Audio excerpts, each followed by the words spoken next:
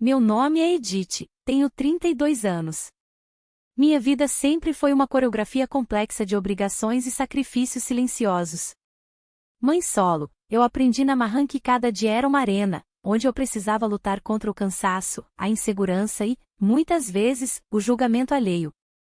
Meu filho, Léo, era meu sol, a razão para cada suspiro e cada passo em frente.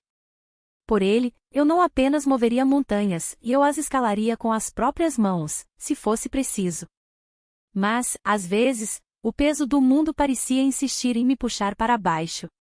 Aquele dia amanheceu com um ar de tranquilidade e esperança, pelo menos era isso que eu pensava, antes da tempestade se aproximar. Durante um evento escolar, por um descuido do meu filho, um suco derramado, meu irmão me humilhou na frente de todos. Edith. Você não consegue controlar nem seu próprio filho? Sempre causando transtorno, não é? Você não cansa de ser imprestável. Não serve para nada mesmo. Não conseguiu segurar o próprio marido, o que dirá educar uma criança decentemente. Meu rosto começou a queimar, um rubor doloroso que subia do meu pescoço até a testa, incendiando minha pele. Mas não imaginava que a intervenção de alguém tão inesperado me faria acreditar em mim mesma novamente. Antes de ser a mãe solo que se vira, eu fui Edith, a esposa. Meu casamento com Marlon, ele começou cheio de promessas e planos. Mas a realidade foi mais dura, mais fria do que eu podia imaginar. Com o tempo, a distância entre nós se tornou um abismo, e a convivência se transformou em uma fonte constante de atrito e mágoa. A decisão de me separar não foi tomada da noite para o dia. Foi uma morte lenta de um sonho, um arrastar de correntes até que a liberdade se tornasse a única saída possível. O divórcio foi um processo tortuoso. Não foi apenas a assinatura de papéis, foi uma desconstrução de tudo que eu conhecia, um mergulho em águas turvas de burocracia e, pior ainda, de julgamento. Cada audiência, cada discussão sobre pensão ou bens, era um pedaço da minha alma sendo arrancado. Eu me sentia exposta, vulnerável, como se cada erro do meu passado estivesse sendo colocado em um microscópio para avaliação de estranhos. O que mais me machucava era a sensação de fracasso, de ter construído algo que desmoronou em minhas mãos. E, claro, havia a família. Minha própria família.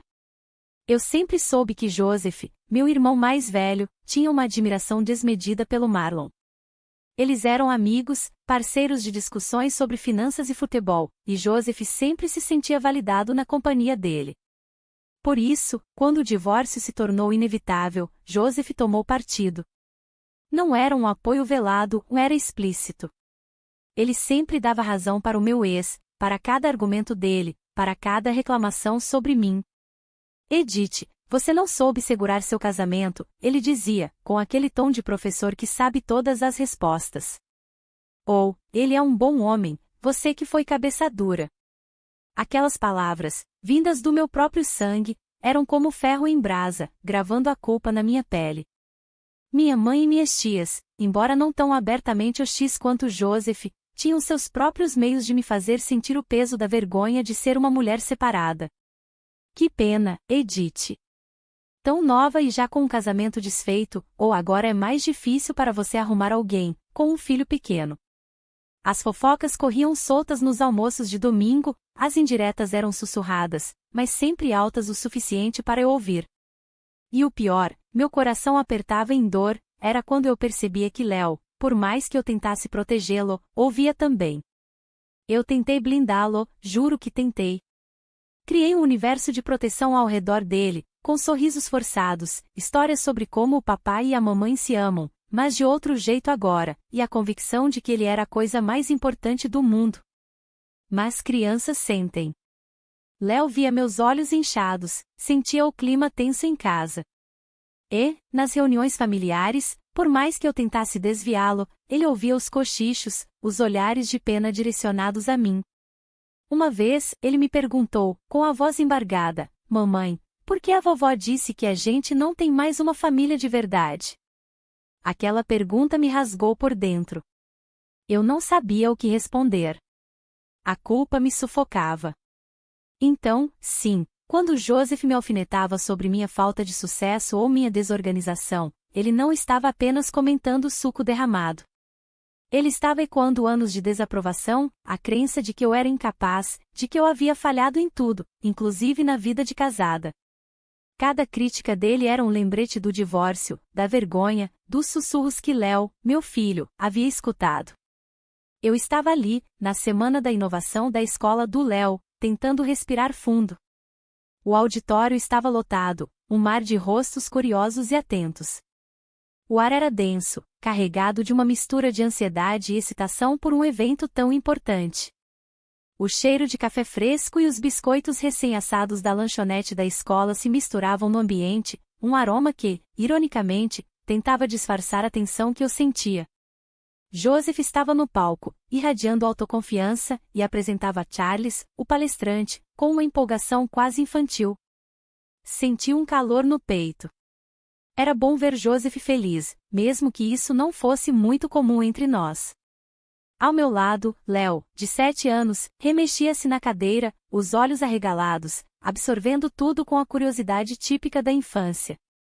E agora, com vocês, o grande Charles, Joseph anunciou, e o auditório irrompeu em aplausos. Charles sorriu, um sorriso calmo e contido, e se postou ao lado do púlpito, esperando o burburinho diminuir.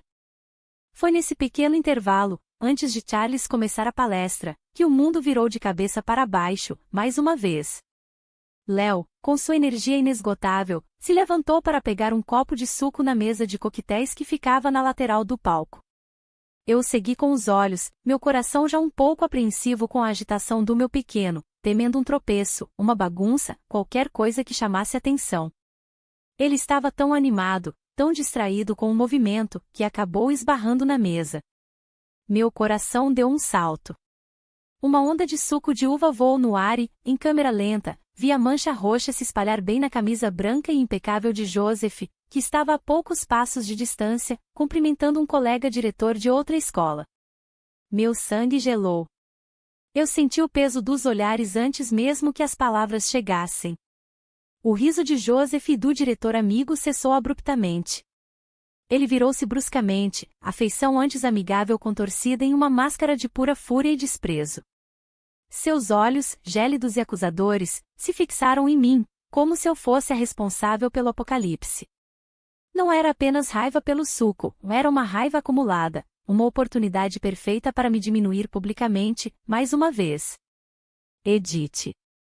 Você não consegue controlar nem seu próprio filho? Sempre causando transtorno, não é? Ele apontou para a mancha em sua camisa como se fosse uma ferida aberta, um emblema da minha incapacidade. Como se não bastasse, ele continuou gritando, você não cansa de ser imprestável. Não serve para nada mesmo. Não conseguiu segurar o próprio marido, o que dirá educar uma criança decentemente. Meu rosto começou a queimar, um rubor doloroso que subia do meu pescoço até a testa, incendiando minha pele. Eu senti cada célula do meu corpo se contraindo de vergonha, uma vergonha tão profunda que me dava náuseas. Minhas mãos tremiam incontrolavelmente, enquanto eu tentava as esconder. Tentei murmurar um pedido de desculpas, Joseph, desculpe. Mas as palavras ficaram presas na minha garganta, sufocadas pela humilhação e pela dor de reviver tantas memórias. Ele não esperou por uma resposta. Levantou a voz, agora direcionando suas palavras não só a mim, mas a todos ao redor, fazendo questão de que os professores e pais próximos ouvissem sua performance, transformando um acidente infantil em um espetáculo cruel da minha vida. É sempre assim. Desorganizada, despreparada. Não admira que você não tenha conseguido ir muito além. Você nunca consegue manter nada em ordem, não é? Nem mesmo um casamento, nem mesmo uma casa. Algumas pessoas simplesmente não nasceram para a ordem, para o sucesso. E isso reflete em tudo, até na forma como criam os filhos, o que eles se tornam. Joseph lançou um olhar de desdém tão profundo que me fez sentir pequena, insignificante, como se eu não merecesse o ar que respirava naquele lugar. Ele terminou a frase com um gesto da mão, como se estivesse me varrendo da vista, descartando-me como algo sem valor. Eu me sentia a esmo, boiando em um mar de julgamento. As risadas dos outros professores, que antes eram cúmplices da conversa animada de Joseph, se transformaram em murmúrios, em silêncios constrangedores.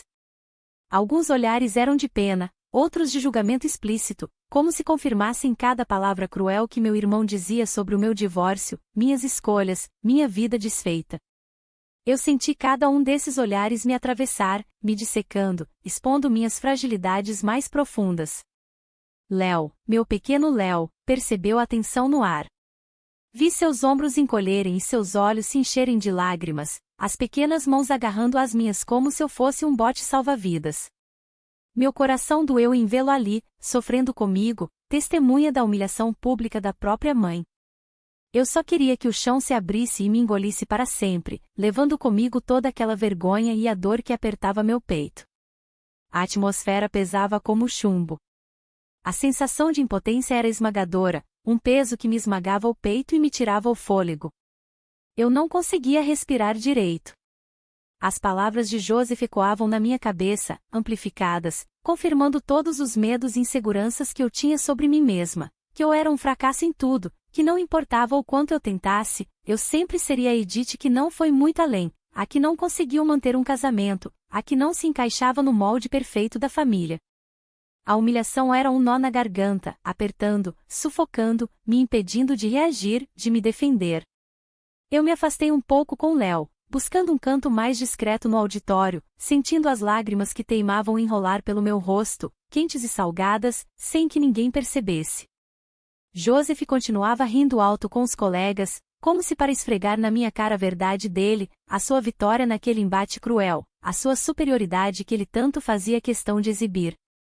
Foi então que a voz de Charles, surpreendentemente, ecoou pelo auditório. Ele estava de pé, no palco, e eu pensei que finalmente iniciaria sua tão esperada palestra. Mas, para minha surpresa, ele não fez isso. Com uma calma que contrastava violentamente com a turbulência em meu peito, ele desceu do palco e caminhou diretamente na direção do grupo onde Joseph estava, ainda esbanjando sorrisos e comentários sarcásticos. Meu irmão, todo orgulhoso de ter Charles por perto, abriu um sorriso ainda maior, preparando-se para cumprimentá-lo, talvez esperando um cumprimento ou um sinal de concordância com o que acabará de dizer sobre mim. Mas Charles nem olhou para Joseph. Ele se dirigiu diretamente a mim, com um sorriso gentil e respeitoso, um sorriso que parecia enxergar minha alma cansada e a dor escondida sob minha postura. Edith. Que surpresa maravilhosa te ver aqui. Eu senti um arrepio percorrer minha espinha. Aquele cumprimento, vindo dele, naquele momento, era como um raio de sol em um dia tempestuoso. Ele se virou para a plateia, que agora estava em um silêncio atônito, e sua voz, projetada para todo o auditório, era calma, mais firme, e ressoava com uma autoridade inegável, capturando a atenção de todos. Com licença a todos, mas antes de começar minha palestra, há algo crucial que preciso compartilhar. Joseph, e todos os presentes, ficaram em um silêncio ainda mais profundo, curiosos, confusos, com a expectativa pairando no ar. Charles continuou, seu olhar fixo em mim, e eu senti minhas pernas tremerem.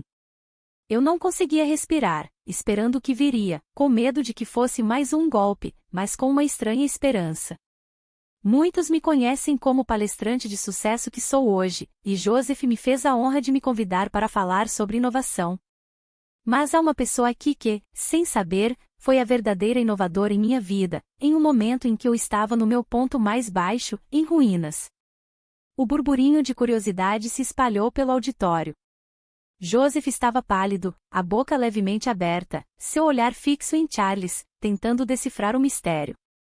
A surpresa era palpável. Charles prosseguiu, a voz cheia de uma gratidão profunda e verdadeira.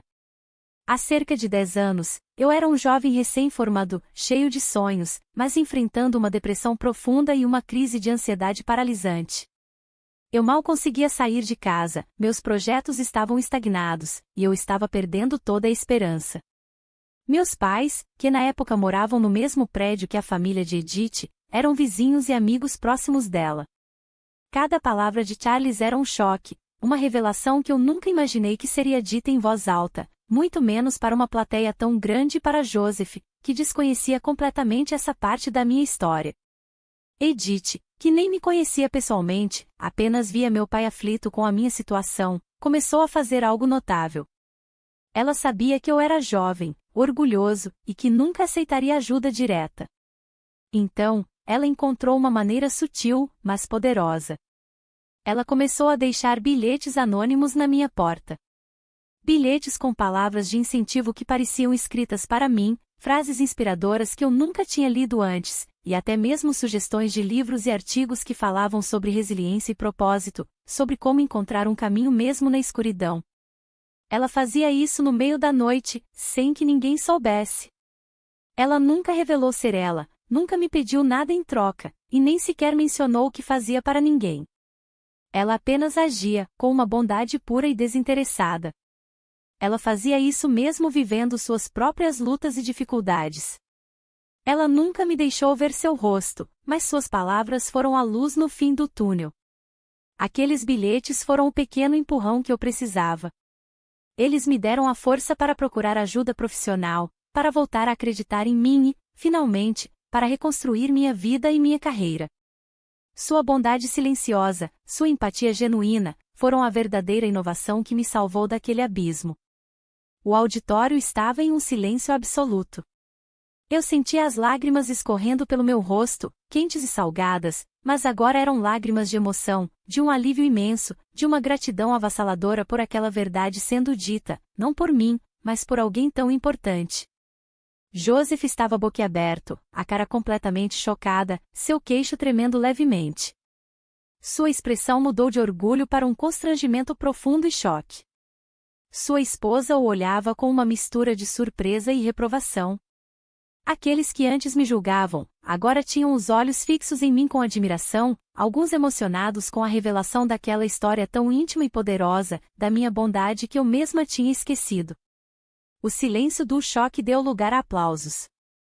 Começaram tímidos, mas logo se espalharam, crescendo em volume, ecoando por todo o auditório, um som que antes me causaria pânico, mas agora me envolvia em um abraço caloroso. A atmosfera mudou completamente, de constrangimento para uma reverência silenciosa, uma onda de respeito. Charles se aproximou de mim, e com um sorriso genuíno e cheio de respeito, apertou minha mão. Você é uma mulher extraordinária, Edith.